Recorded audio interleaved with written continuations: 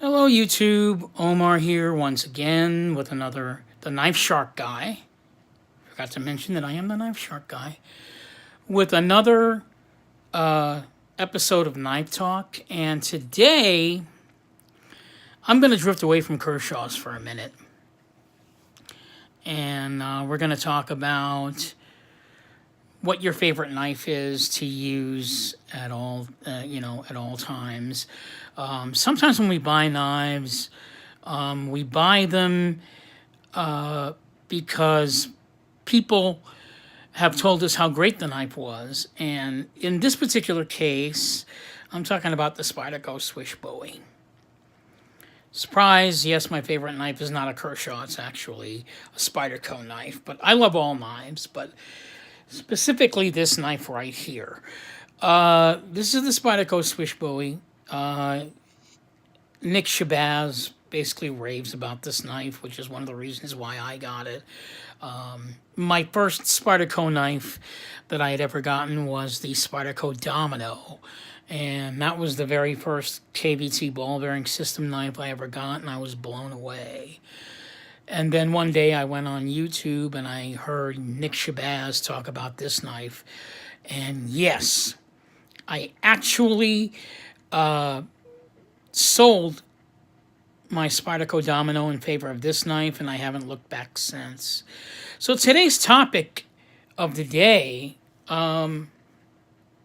is honeymooning.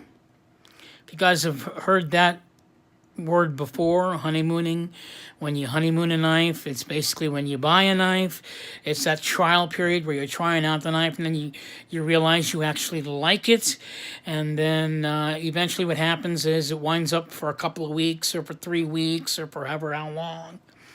It winds up being the only knife that gets your full attention for a long period of time until you decide, you know what, I think I'll carry one of the other knives in my drawer. Let me switch over to something else. So my question today is, how long do you, as a knife user, collector, honeymoon a knife? How long does it take for you to do that? And what goes through your mind when you're honeymooning a knife? And what is it about us that makes us go back to the favorite knife? Because I've been honeymooning this knife. Of all the knives that I have, the Spyderco Swiss Bowie is my all-time favorite. Every time I come across a new knife, for example, the Kershaw Boa, my Spyderco Swiss Bowie gets put away, and I start honeymooning the new knife for a while. And then what happens is I play with it, I'll cut paper with it, I'll carry it for a couple of weeks, and then this knife, after a while, I realize I'm getting a little tired of it. It goes back to the drawer, close it back up, goes back to the drawer, and what happens? Spyderco Swiss Bowie comes back out. And I always go back to this knife. The reason I constantly honeymoon this knife, and I'm actually, to be honest with you, I'm not even in my honeymoon period anymore. Because I've been carrying this knife around for a year, and I've been using it. I've been using it, not abusing it, but I've been using the knife every once in a while. I flip it a lot. It's my most go-to knife of all, just because of the way it feels, the way it opens. It stirs up feelings in me as a knife collector. It's always satisfying to have this knife in my pocket. It makes me feel good when I carry it. It's just now kind of becoming part of my personality. That's not to say that my other knives don't do that, but this is the knife I think that all of a sudden it's like defined me as a knife carrier. And what's ironic is that the knife isn't even a super steel. You would automatically believe that it's a super steel. I just believe that everything that Nick Shabazz has said from my own experience of using it, I believe him. It's just covered all the basics 100% evenly well. Everything from the fit, the finish, the quality, the cutting of the knife, the pocket clip. There's just no faults to it at all. If I had a personal preference for myself, It will probably be the back spacer. I wish it had standoffs instead, because I'm not a big fan of knives that have that half back spacer on it. For me, if you're going to have a back spacer on a knife, I want it all the way up to the top, right up there, or just have a couple of standoffs and leave it completely open construction. But other than that, it's a great knife. It's a beautiful knife. Maybe have it in different colors would be nice. It's incredibly smooth, and it only runs on washers. It's not a KBT ball bearing knife. And, I mean, it's just so amazing. And whenever I get a new knife, yeah, I'll honeymoon that knife, but then I come back to this one. I mean, right now, I'm honeymooning the Kershaw boa, and I'm just carrying that knife. I'm not even using the Kershaw boa because it's discontinued and it's part of my Kershaw discontinued collection. So I get to carry it, but I don't use it. I just put it in my pocket. And that's it. So I want to hear your thoughts and comments on what your favorite knife is and which one have you honeymooned the longest. Because this knife is the one that I honeymooned the longest, and then after my honeymoon period was over, I got another knife. I would honeymoon that knife for a period of time, and then, you know, out back comes the Spyderco Swiss Bowie, and I haven't had a knife since then that's made me feel that way. So, any thoughts or comments or questions regarding honeymooning? I love honeymooning is the way we kind of, you know, get to know a knife, but then after a while the honeymoon, you know, becomes like a permanent marriage. You're actually married to the knife, and that's what I am with this one. You know, I'll occasionally, you know, I'll carry a different knife. You know, in favor of the Swiss Bowie, we go with the ZT-801 blackwash knife, which I love.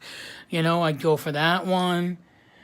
In my, you know, my carry, for everyday carry, I even go through, you know, my ZT, the ZT-0456 blackwash, which is my newest carry.